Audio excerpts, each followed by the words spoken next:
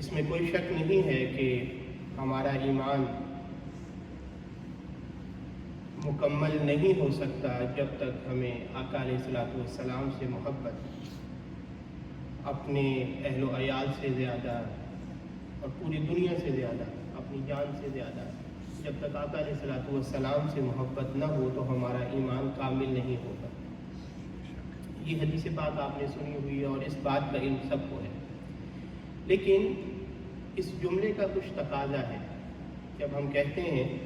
کہ ہمارا ایمان ہی مکمل نہیں ہے جب تک ہم آقا علیہ الصلوۃ والسلام سے محبت، حضور سے عقیدت، اپنا تعلق اپنی جان سے زیادہ، اپنی اولاد سے زیادہ، حتیٰ کہ اپنے ماں باپ سے زیادہ اور تمام کائنات سے زیادہ نہ رکھیں۔ اگر میرے سے کوئی پوچھے کہ آپ کے والد کا کیا نام تھا تو میں فوراً بتاؤں گا، آپ کے دادا کا کیا نام تھا میں فوراً بتا دوں گا، آپ کے پردادا کا کیا نام تھا کم لوگوں کو پتہ ہو لیکن میں آپ کو بتا دوں گا، میرے پردادا کا نام کیا تھا میں بتا دوں گا، میری اولاد، میرے پوتے، میرے نواسے، جیسے ہی کوئی پوچھے گا میں فوراً بتا سکتا ہوں۔ میرے بھائی، میری بہنیں، یہ ایسے نام ہیں، ایسے رشتے ہیں کہ جن کے بارے میں سوچنا نہیں پڑتا بتانے کے لیے کہ میرے کتنے بچے ہیں، میرے والد کا کیا نام ہے، میرے پردادا کا کیا نام ہے۔ جب ہم یہ جملہ کہتے ہیں کہ آقا علیہ الصلوۃ والسلام سے محبت وہ جب ہمیں اپنے اہل و عیال سے زیادہ ہونی چاہیے تب ایمان کامل ہوگا، تو اس کا تقاضا یہ ہے کہ حضور کی جو رشتہ داریاں ہیں، حضور کی جو نسبت ہے وہ بھی ہمیں ویسے ہی پتہ ہونی چاہیے بلکہ اپنے اہل و عیال سے زیادہ پتہ ہونی چاہیے۔ لیکن عمومی طور پر کیونکہ اس پر گفتگو نہیں ہوتی، عقیدہ تو ہمارا ہے، محبت بھی ہے، اس میں شک نہیں ہے، آقا علیہ الصلوۃ والسلام سے محبت اس میں شک نہیں ہے، وہی تو ہمارا ایمان ہے۔ لیکن کیونکہ موضوعات ایسے نہیں ہوتے تو بعض اوقات اگر کوئی پوچھ لے کہ آقا علیہ الصلوۃ والسلام کی کتنی بیٹیاں تھیں تو شاید عمومی طور پر ہمیں سوچنا پڑے۔ اچھا، اگر پتہ بھی ہوگا کہ اتنی بیٹیاں تھیں تو شاید نام ہمیں سوچنا پڑے کہ نام شاید یاد نہیں ہے۔ بیٹے کتنے تھے، والد کا کیا نام تھا، والد کا نام پتہ ہے تو شاید دادا کا نام ذہن میں ہو، دادا کا پتہ ہے تو شاید پردادا کا نہ ہو۔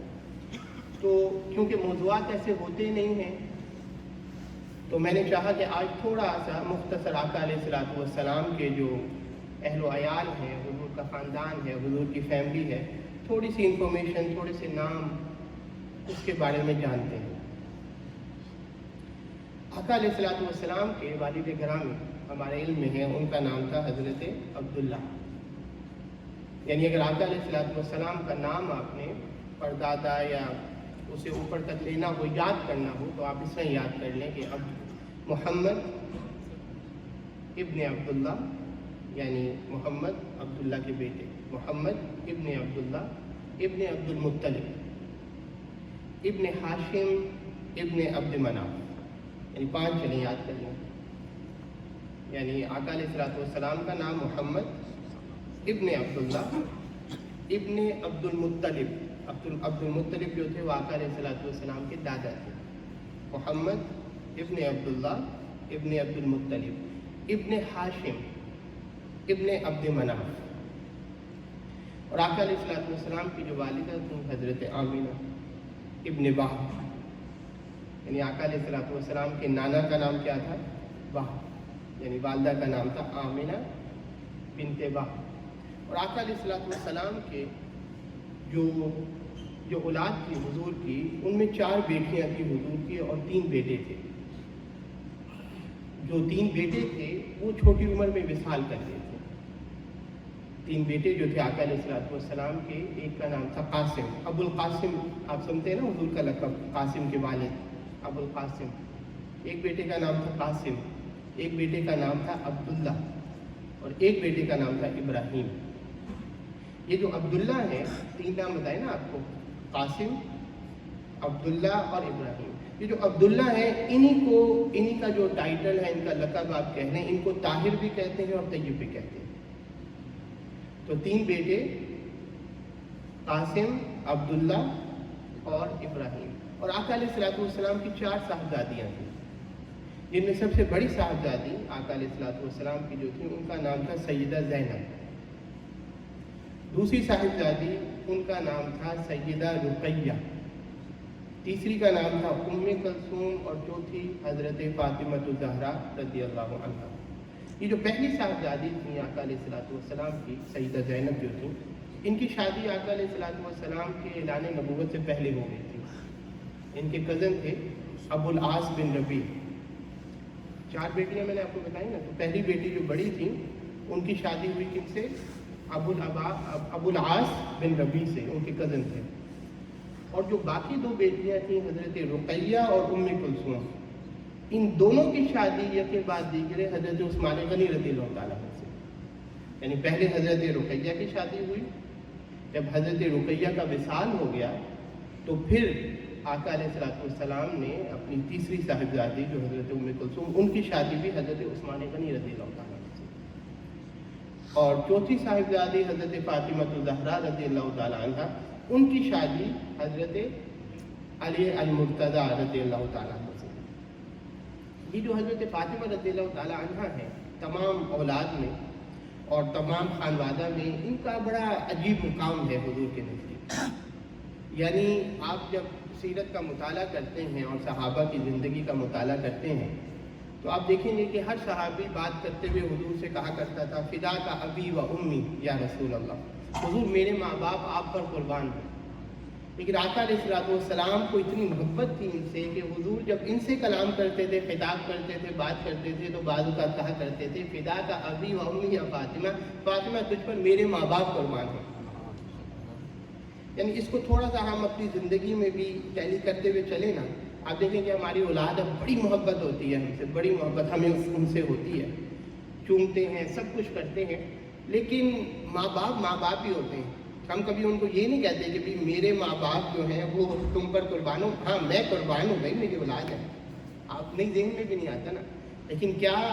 मुकाम था सैयदा फ़ातिमा का कि जो कायनात के सरदार हैं आका अलैहिस्सलातु वस्सलाम, वो फरमाया करते थे कि फ़िदा का अबी व उम्मी या फ़ातिमा। ये जो अल्लाह पाक ने निज़ाम रखा है ना फजीलत का, 2 निज़ाम है कायनात में, एक है अदल का और एक है फजीलत का। अदल का निज़ाम जो है, फरमाया वल्लाहु ज़ू अदलिन, अल्लाह अदल वाला है। किसी ने गुनाह किया तो उसकी जो सज़ा है, अगर एक गुनाह किया तो सज़ा एक ही है, उसकी इक्वली है। लेकिन फजल का उसका निज़ाम भी है, अगर किसी ने नेकी की है तो वो एक नेकी पर 1 अजर नहीं देता, वो 10 गुना अजर भी दे देता है। वो अगर नीयत में खुलूस ज़्यादा हो तो वो एक नेकी के बदले 70 गुना भी अजर दे देता है। और बहुत ही खुलूस हो अगर कमाल का, तो वो एक नेकी पे 700 गुना भी अजर दे देता है। और फिर कुछ ऐसे लोग भी हैं, उनकी नीयत का ये कमाल होता है कि वो फिर कहते हैं बगैर हिसाब, वो बगैर हिसाब व किताब पे अजर देता है। तो एक अदल का निज़ाम है और एक फजल का निज़ाम है। ये कायनात में अल्लाह पाक ने हर शोबे में रखा है। यानी अगर आप कहें ना कि हर शय जो है वो बराबर है, अल्लाह पाक ने दुनिया को बका देने के लिए बराबरी वाला सिस्टम ही नहीं रखा। यानी अगर आप गौर करें, मैं आपको मिसालें देता हूँ चंद। यानी आका अलैहिस्सलातु वस्सलाम का जो ज़माना है, यानी ज़माने हैं ना, एक हुज़ूर का ज़माना था, एक हुज़ूर के बाद का ज़माना था सहाबा का, फिर सहाबा के बाद एक ताबीन का ज़माना था, होते होते एक हमारा ज़माना है। तो ज़माने भी बराबर नहीं, हम कहें कि जी भाई हुज़ूर का ज़माना और हमारा ज़माना, भाई सूरज चाँद तो वही है ना जो हुज़ूर के दौर में निकलता था और आज भी निकल रहा है। लेकिन नहीं, हुज़ूर ने फरमाया खैरुल कुरूनी करनी, बेहतरीन ज़माना जो है ना ज़मानों में, क़यामत तक जितने ज़माने आएंगे। और हज़रत आदम अलैहिस्सलाम से जो ज़माने शुरू हुए, जब से कायनात बनी है, जब से सूरज का निज़ाम और चाँद का चला है ना, फरमाया जितने ज़माने हैं, फरमाया बेहतरीन ज़माना मेरा ज़माना है। सुम्मल लज़ीना यलूनहुम, फिर ऐसा नहीं है कि मेरे ज़माने के बाद सारे ज़माने फिर बाकी बराबर है, नहीं, फरमाया उसके बाद जो बेहतरीन है वो ज़माना है जो मेरे ज़माने के बिल्कुल साथ है। और फिर उसके बाद वो ज़माना है जो उस ज़माने के आगे साथ है। ये जो निस्बत होती है ना, इसका अपना कमाल होता है, इसी से फजीलत मिला करती है। आप मौसम देख लें, मौसम अल्लाह पाक ने एक जैसे नहीं रखे, अभी गर्मी रखी है तो फिर सर्दी भी रखी है, खज़ां रखी है तो बहार भी रखी है जी। अब ज़मीन आप कहेंगे कि सारी ज़मीन अल्लाह की है, एक जैसी है, लेकिन नहीं। जो मक्का का मुकाम है और मदीना का मुकाम है या बैतुल मक़दिस का मुकाम है, वो इस ज़मीन का मुकाम नहीं है जहाँ बैठे हैं। بھئی یہی مسجد ہے نا، یہاں آپ نماز پڑھ رہے ہیں تو جماعت کے ساتھ پڑھ رہے تو جو 27 گنا مل جائے گا، لیکن مکہ کا یہ مقام ہے، حرم کا یہ مقام ہے کہ وہاں لاکھ نمازوں کا ثواب آپ کو مل جاتا ہے۔ تو ایک جیسا نظام اللہ پاک نے، یعنی آپ سمجھیں کہ ہر بندہ امیر نہیں ہے، ہر بندہ صحت مند نہیں ہے، ہر بندہ ایک جیسا خوبصورت نہیں ہے، ہر بندہ جو ہے اس میں ایک جیسی قابلیت نہیں ہے۔ یہ جب ان چیزوں پہ آپ غور کریں گے نا تو آپ کو پتہ لگے گا کہ اس کائنات کی بقا جو ہے نا، اس کا جو سسٹم ہے وہ برابری میں ہے ہی نہیں۔ اللہ پاک کسی کو کسی پر فضیلت دیتا ہے اس کائنات کی بقا کے لیے۔ اللہ پاک نے جب اس کائنات کو بنایا نا تو عرش کے نیچے پہلے سے پانی تھا، تو اللہ پاک نے جب زمین کو بنایا نا تو زمین ڈولا کر دیا۔ پانی کیوں تھا؟ پانی تھا نا تو ڈولتی تھی۔ تو اللہ پاک نے اس کو بیلنس دینے کے لیے اللہ پاک نے جو پہاڑ ہیں والجبال ارساہا، پہاڑوں کو ایسا میخیں جو کیل ہوتے ہیں اللہ پاک نے زمین میں لگایا تاکہ یہ زمین جو ہے بیلنس ہو جائے۔ یہ زمین روٹیٹ کرتی ہے نا، ابھی ہم بیٹھے ہمیں محسوس تو نہیں ہو رہا ہے، لیکن زمین گھومتی ہے۔ تو جب وہ گھوم رہی ہے لیکن وہ اپنے بیلنس کے ساتھ ہے، کیوں کہ اللہ پاک نے وہ پہاڑ بیلنس کے لیے لگائے ہوئے ہیں۔ اس طرح کچھ شخصیات اللہ پاک نے کائنات میں ایسی بنائی ہیں کہ انسان زندگی میں جب گناہ کرتا ہے، مایوس ہو جاتا ہے، اس کا دل کالا ہو جاتا ہے، اگر وہ چاہے کہ مجھے ایمان کی دوبارہ بقا مل جائے تو پھر اللہ پاک نے ان شخصیات کو ایسی فضیلت دی ہے جو ان کے ساتھ جڑ جاتا ہے اس کو ایمان کی بقا مل جاتی ہے۔ سوال ہو سکتا ہے نا کہ بھئی اگر ہمیں وہ فضیلت نہیں ملی فلاں کو کیوں مل گئی؟ سوال ہو سکتا ہے نا بھی ان میں کیا کمال تھا؟ ان میں کمال اللہ پاک نے رکھا ہی ہمارے لیے تھا کہ تاکہ تم کبھی گمراہ ہونے لگو اور خیال آ جائے کہ ہماری ایمان کی بقا ہو جائے تو تمہیں وہ جو میٹھے پہاڑ ہم نے زمین کو بیلنس رکھنے کے لیے پہاڑوں کو رکھا تھا نا زمین پر، اسی طرح ان شخصیات کو زمین پہ رکھا ہے، کائنات میں رکھا ہے کہ کبھی تمہیں خیال آ جائے گناہ کرنے کے بعد مایوسی ہونے لگے تو تمہیں پتا ہو کہ ایک کچھ ہستیاں ایسی ہیں کہ ان کے لڑ لگ جائیں گے تو دوبارہ ہمیں ایمان کی روشنی نصیب ہو جائے گی۔ تو یہ سوال کلیئر ہوا کہ یہ سوال اگر ذہن میں آ جائے کہ بھئی ہمارا کیا قصور، ہمیں وہ فضیلت کیوں نہیں ملی؟ ہمیں تو اللہ پاک جو ہے ویسے ہی بڑا ہم پر کرم ہے، لیکن کچھ شخصیات کو اللہ پاک نے ما ورائے عدل کچھ فضیلتیں دی ہیں، لیکن ایسا نہیں ہے کہ وہ پھر ان پہ ذمہ داریاں بھی ان سے بڑھ کر ہوتی ہیں۔ یہ یاد رکھیں، مطلب میں آپ کو یہ چیز سمجھنے کے لیے کیونکہ موضوع حضرت فاطمہ زہرا سیدہ کائنات رضی اللہ عنہ ہے، میں آپ کو انہیں کی زندگی سے ایک مثال دیتا ہوں کہ اگر فضیلت ایسی شخصیات کو اللہ نے دی ہے نا تو ایسا نہیں ہے کہ وہ انجوائے کرتے ہیں، نہیں، پھر ذمہ داریاں بھی ان پر ویسے ہی ہوتی ہیں۔ وہ اپنی زندگی، ہم جو انجوائمنٹ کے ساتھ زندگی گزارتے ہیں ایسا نہیں ہے، وہ ہمارے ایمان کی بقا کے لیے قیامت تک کے لیے انہوں نے اپنے دور میں نمونہ بننا ہوتا ہے، محنت کرنی ہوتی ہے، تو وہ اپنی زندگی کو ایز اے رول ماڈل گزارتے ہیں۔ آقا علیہ الصلوۃ والسلام کے پاس مال غنیمت آیا، اس میں غلام بھی تھے، باندیاں بھی تھیں، اور حضرت فاطمہ زہرا رضی اللہ تعالیٰ عنہ خود جو تھیں کام کرتی تھیں، سارا دن کام کرتی تھیں۔ حضرت امام حسن مجتبیٰ رضی اللہ تعالیٰ عنہ فرماتے ہیں ہماری والدہ حضرت فاطمہ زہرا رضی اللہ عنہ وہ گھر میں کام بھی کرتی تھی، ہمارے کپڑے بھی دھوتی تھیں، ہمارے بالوں میں تیل بھی لگاتی تھیں، ہمارے والد کی خدمت، حضرت علی کی خدمت بھی کرتی تھیں، چکی بھی پیستی تھیں، پانی بھی لے کر آتی تھیں۔ جب سارا کام کرتی تھیں تو رات کو تھکاوٹ بہت ہو جاتی تھی، جسم میں درد بھی ہوتی تھی، تو حضرت علی رضی اللہ تعالیٰ عنہ نے مشورہ دیا حضرت فاطمہ رضی اللہ تعالیٰ عنہ کو کہ بھئی مال غنیمت آپ کے والد گرامی کے پاس آئے، آقا علیہ الصلوۃ والسلام کے پاس بہت ہے، غلام بھی ہیں، تو ایک لوگوں کو اتنا نواز نہیں ہے تو ایک غلام ہم بھی جا کے مانگ لیں۔ تو حضرت فاطمہ رضی اللہ تعالیٰ عنہ جب حضور کے پاس گئیں تو جا کے بس لب کھلے نہیں یہ کہنے کے لیے، تو حضور نے پوچھا کیسے آئے؟ کہا کہ حضور بس سلام کے لیے حاضر ہوئی، چلی گئی۔ پھر حضرت علی نے پوچھا کیا ہوا؟ کہا کہ نہیں میری جرت نہیں ہوئی، کہا کہ چلو میں چلتا ہوں، تھوڑا ضرورت ہے، دیکھ رہے تھے اپنی اہلیہ کی حالت دیکھ رہے تھے نا، تو وہ ان سے بھی رہا نہیں کیا۔ لیکن وہ بتا رہا ہوں کہ وہ ایسا نہیں ہے کہ فضیلت ملے تو آپ سمجھیں کہ ان کو ہر چیز ہی پھر اویلیبل ہے، نہیں، اللہ پاک پھر آزمائش بھی اسی طرح ہوتی ہے۔ جب حضرت علی کے دونوں کے پوچھا تو اظہار کیا کہ حضور اگر ایک غلام ہمیں مل جائے کام کاج کے لیے، تو حضور نے فرمایا فاطمہ میں نے تو ارادہ کر لیا ہے کہ یہ جتنا مال آیا ہے یہ اصحاب صفہ کو دوں، وہ بہت غریب ہیں، ان کے پاس پہننے کو کپڑا نہیں ہے، میرا یہ ارادہ ہے، تمہیں میں اس سے بہتر چیز دیتا ہوں۔ وہ بہتر چیز یہ ہے کہ رات سونے سے پہلے نا، یہ جو تم کہتے ہو تھکاوٹ ہو جاتی ہے اور غلام چاہیے، تمہیں میں اسے ایک عظیم چیز دیتا ہوں، رات سونے سے پہلے 33 بار سبحان اللہ پڑھ لیا کرو، 33 بار الحمدللہ پڑھ لیا کرو، 34 بار اللہ اکبر پڑھ لیا کرو، تو تمہاری تھکاوٹ امیدیں دور ہو جائے کرے گی، اور اس سے جو فضیلت حاصل ہوگی وہ غلام سے جو کام کرواؤ گی اس سے بڑھ کر ہوگا۔ امام جعفر صادق رضی اللہ تعالیٰ عنہ اہل بیت اطہار سے، اب دیکھیں آپ کے، میں آپ کو بتا رہا ہوں وہ کس طرح زندگیاں گزارا کرتے تھے۔ ایک شخص مغرب سے آیا تو انہوں نے پوچھا اس سے بھی، آپ کے ہاں جو صوفیاء ہیں، اہل تصوف ہیں، اہل ورع ہیں، ان کے کیا حالات ہیں، اللہ کے ساتھ تعلق میں، قناعت میں کیا معاملہ چل رہا ہے؟ انہوں نے کہا جی بڑا شکر ہے، بڑی تربیت ہے لوگوں کی، مل جائے تو شکر کرتے ہیں، نہ ملے تو صبر کرتے ہیں، اچھی تربیت ہے، گلہ نہیں کرتے، مل جائے تو شکر کرتے ہیں، نہ ملے تو صبر کرتے ہیں۔ میں نے پوچھا آپ کے ہاں کیا حالات ہیں؟ فرمایا جو آپ تربیت بتا رہے ہیں نا، وہ تو ہمارے علاقے کے کتوں کی تربیت ہے، ان کو مل جائے تو دم ہلا دیتے ہیں، شکریہ کر دیتے ہیں، مالک کا شکر کرتے ہیں، نہ ملے تو صبر سے بیٹھے رہتے ہیں۔ فرمایا کہ آپ کے ہاں لوگوں کی جو تربیت آپ نے کی ہے ان کا کیا حال ہے؟ فرمایا ہمارا حال یہ ہے کہ مل جائے تو لوگوں میں بانٹ دیتے ہیں، نہ ملے تو اس پہ بھی شکر ادا کرتے ہیں۔ تو اللہ پاک نے جو نظام ہے، میں بتا رہا تھا آپ کو، ایسا نہیں ہے، ایک عدل والا، ایک فضیلت والا ہے، فضیلت والا ہمارے لیے رکھا،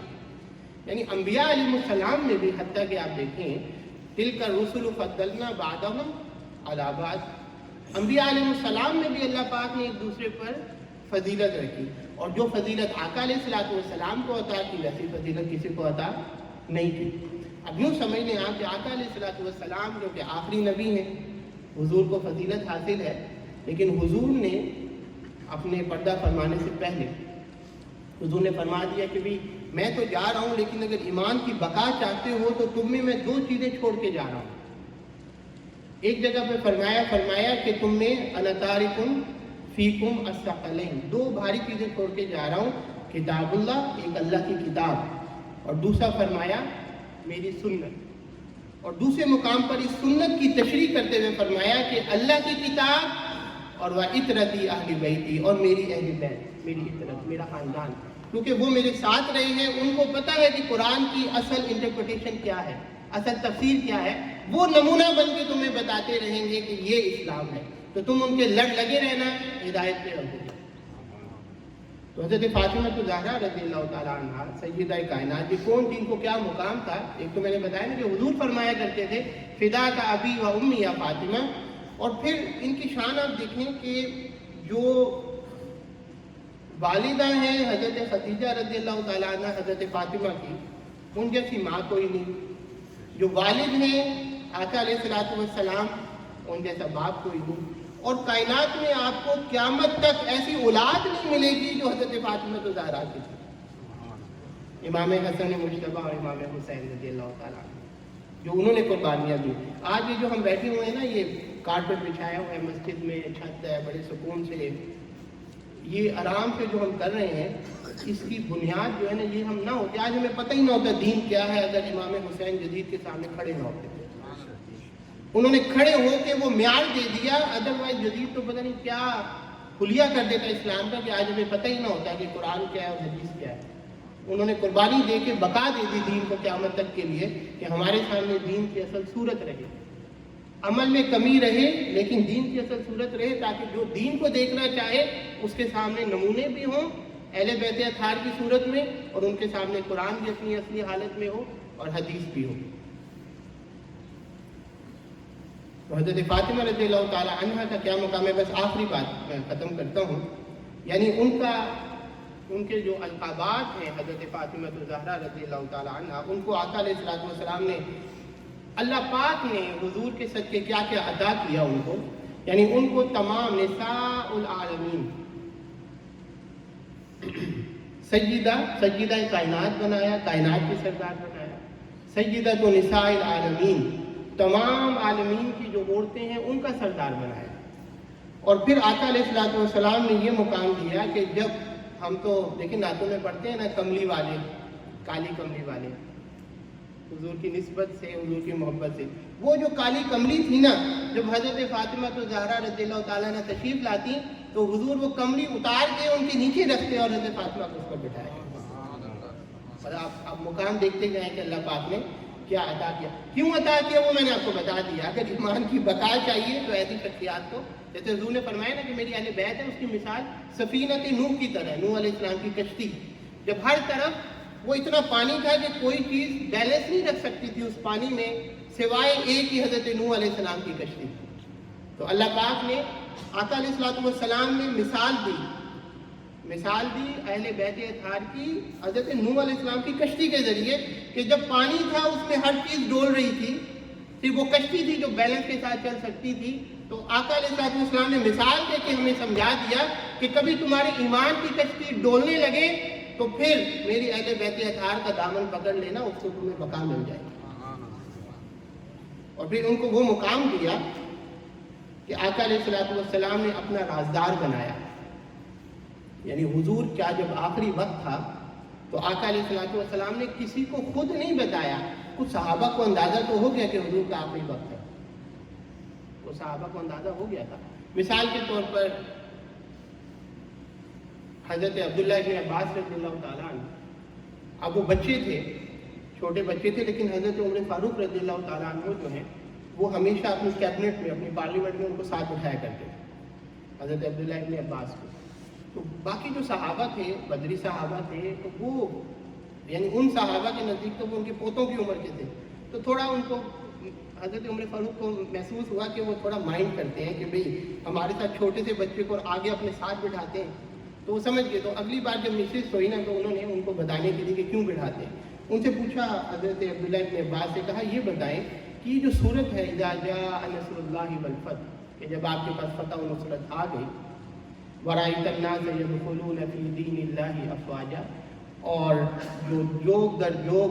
جو لوگ ہیں وہ دین میں داخل ہو رہے ہیں، یہ جو صورت ہے اس میں کیا اشارہ ہے؟ پہلے صحابہ سے پوچھا سب سے نا، تو انہوں نے کہا کہ اس میں فتح کا اشارہ ہے کہ اللہ پاک نے آقا علیہ السلام کو فتح عطا کر دی ہے، فتح مکہ ہو گیا ہے سب کچھ۔ تو انہوں نے پھر حضرت عبداللہ ابن عباس سے پوچھا، بچے تھے، کہ آپ بتائیں کہ اس کے بارے میں کیا کہتے ہیں؟ کہا کہ صورت میں اللہ پاک نے آقا علیہ السلام کو بتایا ہے کہ اب آپ کا وقت پورا ہو گیا ہے، اب ہمارے پاس آنے کا وقت ہو گیا ہے۔ تو انہوں نے کہا کہ وہ کیسے آپ نے اس سے استنباط کیا؟ انہوں نے کہا کہ حضور کا آنے کا جو مقصد تھا لِيُظْهِرَهُ عَلَى الدِّينِ كُلِّهِ، تمام ادیان پر دین کو غالب کرنا،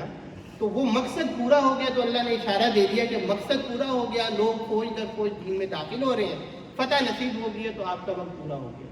یعنی اس طرح صحابہ کو استنباط، ان کو اشارہ ہو گیا، لیکن حضور نے خود جو ہے اپنے وصال کا اشارہ بلکہ بتا دیا لفظوں میں، کسی اور کو نہیں، صرف بلا کے حضرت فاطمہ زہرا رضی اللہ تعالیٰ عنہ کو کان میں بتایا۔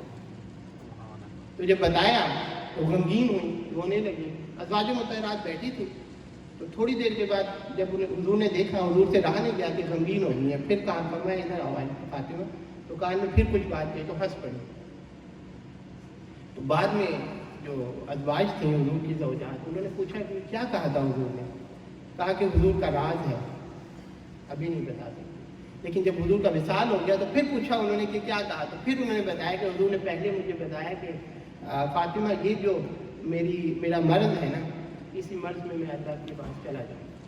میرا وصال ہو جائے گا۔ تو میں رو پڑی۔ تو کہا پھر آپ ہنسی کیوں تھی؟ کہا کہ پھر حضور نے مجھے کہا کہ میرے پاس جو سب سے پہلے میرے اہل خانہ میں مجھ سے آ کے ملے گا نا، وہ تم ہوگی، تو اس بات میں ہنسی۔ تو راز جو حضور نے بتایا کسی کو پوری کائنات میں، وہ حضرت فاطمہ زہرا رضی اللہ تعالیٰ عنہ تھی۔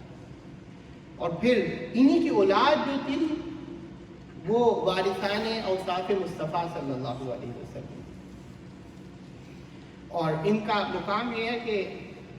شادی تو آپ کو پتہ ہے حضرت علی رضی اللہ تعالیٰ عنہ سے ہوئی نا، لیکن زمین پر شادی ہونے سے پہلے اللہ پاک نے جبرائیل علیہ السلام کو بھیجا حضور کے پاس اور کہا کہ حضور کو جا کے بتا دیں۔ حضرت جبرائیل علیہ السلام نے آ کے بتایا کہ حضور اللہ پاک نے فرمایا ہے کہ میں نے فاطمہ آپ کی بیٹی کی شادی حضرت علی سے مالا اعلیٰ میں کر دی ہے، اور اس میں 70,000 فرشتے بطور گواہ انہوں نے شرکت کی ہے، آپ بھی زمین پر اب فاطمہ کی شادی حضرت علی سے کرتے ہیں۔ क़यामत वाले दिन अहले महशर की निगाहें झुक जाएंगी जब हज़रत फ़ातिमा रज़ियल्लाहु ताला अन्हा का पुत्र होगा। पुल सिरात से 70,000 हूरों के झुरमुट में पुल सिरात से हज़रत फ़ातिमा सय्यदा कायनात रज़ियल्लाहु अन्हा वो गुजरेंगी। ये मुकाम है। अल्लाह पाक हमें इन शख्सियात से ताल्लुक़ कायम करने की तौफ़ीक़ अता फ़रमाए, हमें इनकी सीरत पर चलने की तौफ़ीक़ अता फ़रमाए। वाखिर दावाना अनिल हम्दुलिल्लाहि रब्बिल आलमीन।